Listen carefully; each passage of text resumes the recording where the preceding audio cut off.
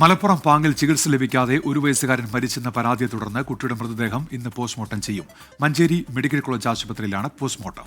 അശാസ്ത്രീയ ചികിത്സ പ്രോത്സാഹിപ്പിക്കുന്ന കോട്ടക്കൽ സ്വദേശി നവാസ് ഹിറ അറീറ ദമ്പതികളുടെ കുഞ്ഞ് വെള്ളിയാഴ്ച രാത്രിയാണ് മരിച്ചത്. അസ്വാഭാവിക മരണത്തിന് പോലീസ് കേസ് രജിസ്റ്റർ ചെയ്തിട്ടുണ്ട്. പോസ്റ്റ്മോർട്ടം റിപ്പോർട്ടിന്റെ അടിസ്ഥാനത്തിൽ തുടർ നടപടി സ്വീകരിക്കാനാണ് ആരോഗ്യവകുപ്പിന്റെയും പോലീസിന്റെയും തീരുമാനം. വിവരങ്ങളുമായി സമീർ ബിൻ കരീമാണ് ചേരുന്നത്. Sameer, good morning again. ഈ മഞ്ചേരി മെഡിക്കൽ കോളേജിൽ ഇന്ന് കുഞ്ഞിന്റെ പോസ്റ്റ്മോർട്ടം നടക്കുകയാണല്ലോ. ഈ ദമ്പതികൾ അശാസ്ത്രീയ ചികിത്സ പ്രോത്സാഹിപ്പിക്കുന്നുണ്ട്. അതുകൊണ്ട് തന്നെ കുഞ്ഞിന് എന്തായിരുന്നു അസുഖം, ഏത് സാഹചര്യത്തിലാണ് കുഞ്ഞ് മരിക്കാനിടയായത് എന്നുള്ള ചോദ്യങ്ങൾക്കൊക്കെ ഇന്ന് ഉത്തരം ലഭിക്കുമോ? ക്രിസ്റ്റീന, ഇന്ന് രാവിലെ 10 മണിക്കാണ് പോസ്റ്റ്മോർട്ടം നടത്തുന്നത്. അതിനുശേഷം ലഭിക്കുന്ന പോസ്റ്റ്മോർട്ടം റിപ്പോർട്ടിലായിരിക്കും കുഞ്ഞിന്റെ മരണകാരണം എന്താണെന്നുള്ള കാര്യത്തിൽ വ്യക്തത വരിക. അതിനുശേഷം തുടർ നടപടികൾ സ്വീകരിക്കാനാണ് ആരോഗ്യവകുപ്പിന്റെയും പോലീസിന്റെയും തീരുമാനം എന്നുള്ളതാണ്.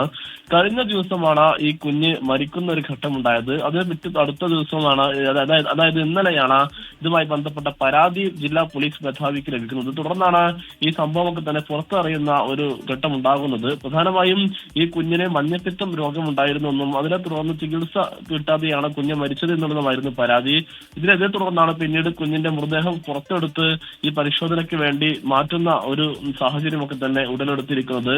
ഈ കുഞ്ഞിന്റെ കുടുംബം എന്ന് പറയുന്നത് ഈ അശാസ്ത്രീയമായ ചികിത്സാ രീതികളെ പ്രോത്സാഹിപ്പിക്കുന്ന തരത്തിലുള്ള ഒരു കുടുംബമാണ്. ആധുനിക മെഡിസിനൊക്കെ തന്നെ എതിർക്കുന്ന ഒരു കുടുംബവുമാണ്.